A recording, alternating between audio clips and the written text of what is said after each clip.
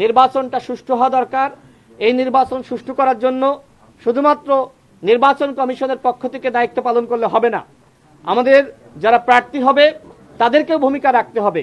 যে কারণে আমাদের দলের পক্ষ থেকে আমরা যে প্রস্তাব নির্বাচন কমিশনকে দিয়েছি যে আপনারা প্রত্যেকটা আসনে যারা বিভিন্ন দলের প্রার্থী থাকবে তাদেরকে নিয়ে আপনারা একটা জনসভার আয়োজন করেন এবং সেই আয়োজনটা হইতে হবে সরকারের পক্ষ থেকে। ওই এলাকার যারা ভোটার আছে মাইকিং করে সরকার একটা বা নির্বাচন কমিশনের পক্ষ থেকে যে কোনো একটা মাঠে ডাকবে এবং সমস্ত খরচ সরকার বহন করবে।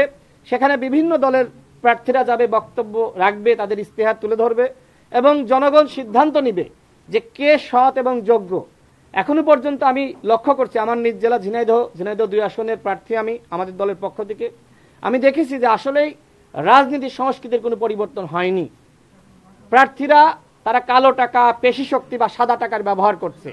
কে কত বড় বহর নিয়ে মিছিল করতে পারে, কার বহরে কতগুলো বাইক থাকবে, গাড়ি থাকবে, কে কাকে কত টাকার নাম মানে টাকা দিয়ে দান খয়রাত করতে পারে বা এই সাদা টাকার ব্যবহার করতে পারে, এই কাজগুলো কিন্তু চলতেছে।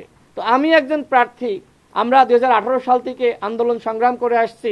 এখন আমার তো চাঁদাবাজির টাকা নাই, লুটপাট করার টাকা নাই, তাহলে আমি তো টাকা খরচ করতে পারছি না। তার মানে সরকার যে বলছে যে আগামী নির্বাচনটা হবে ইতিহাসের সেরা নির্বাচন, ঠিক আছে আপনি ইতিহাসের সেরা নির্বাচন করলেন, কিন্তু সংসদে সেই মমতাজের মতন সেই আপনার এমপিরা গেল, সংসদে সেই ব্যবসায়ী এমপিরা গেল, চাঁদাবাজ এমপিরা গেল, এর মাধ্যমে কি পরিবর্তন হবে? সুতরাং সরকারের কাছে, নির্বাচন কমিশনের কাছে আমাদের আহ্বান থাকবে যে আগামী নির্বাচনে কিভাবে সৎ যোগ্য ব্যক্তিরা নির্বাচিত হতে পারে সেই পদক্ষেপ আপনাদের গ্রহণ করতে হবে। নায়াসিনামাইড ও স্যালিসাইলিক সমৃদ্ধ লিলি ফেস ওয়াশ যা ফেসের ডেড স্কিন সেল দূর করে দেয় দ্বিগুণ ফাস্টার ব্রাইটেনিং। আর এটি যদি আপনারা গ্রহণ করতে চান তাহলে প্রত্যেক আসন ভিত্তিক আপনাদের সেমিনার বা সভার আয়োজন করতে হবে।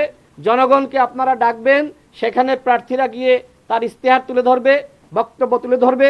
এর মাধ্যমে টাকার অপচয় বন্ধ হবে, কালো টাকা এবং পেশি শক্তির রাজনীতি বন্ধ হবে। আমার কাছে মনে হয় যে সরকার এই উদ্যোগগুলো এখনো নেয়নি। সর্বশেষ বলতে চাই, আগামী নির্বাচন বানচাল করার জন্য একটি গভীর চক্রান্ত শুরু হয়েছে।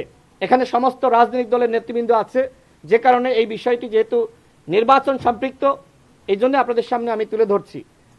আপনারা জানেন যে রিফাইন্ড আওয়ামী লীগ নামে আওয়ামী লীগকে ফিরিয়ে আনার একটি চক্রান্ত শুরু হয়েছিল। এরপরে জাতীয় পার্টির কাঁধে ভর করে আওয়ামী লীগকে ফিরিয়ে আনার চক্রান্ত শুরু হয়েছিল। তো এই চক্রান্তগুলো ছাত্র জনতা রুখে দিয়েছে। এখন নতুন চক্রান্ত হলো যে আওয়ামী লীগের যারা পদধারী নেতা ছিল তাদেরকে স্বতন্ত্র নামে নির্বাচনে অংশগ্রহণ করতে দেওয়ার সুযোগ দেওয়া।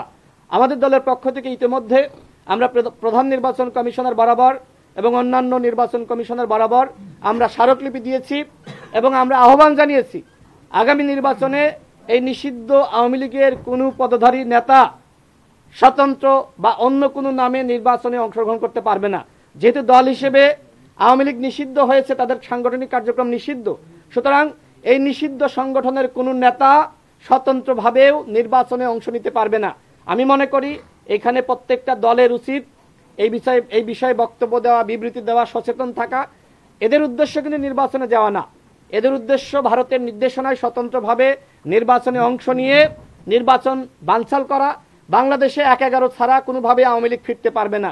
সুতরাং কিভাবে অরাজকতা সৃষ্টি করে নির্বাচনের পরিবেশ নষ্ট করে কিভাবে শেখ হাসিনাকে, আওয়ামী লীগকে ফিরিয়ে আনা যায় সেই চক্রান্তে কিন্তু লিপ্ত হয়েছে। এবং এইটা শুধুমাত্র আমাদের এই দেশীয় আওয়ামী লীগের প্ল্যান না, এটা ভারতের প্ল্যান যে স্বতন্ত্র নামে 300 আসনে আওয়ামী লীগের নেতারা নির্বাচনে অংশ নিবে এবং নির্বাচনটা বানচাল করবে। আগামী নির্বাচন বানচাল হোক, সেটি নিশ্চয়ই আমরা কেউ চাই না।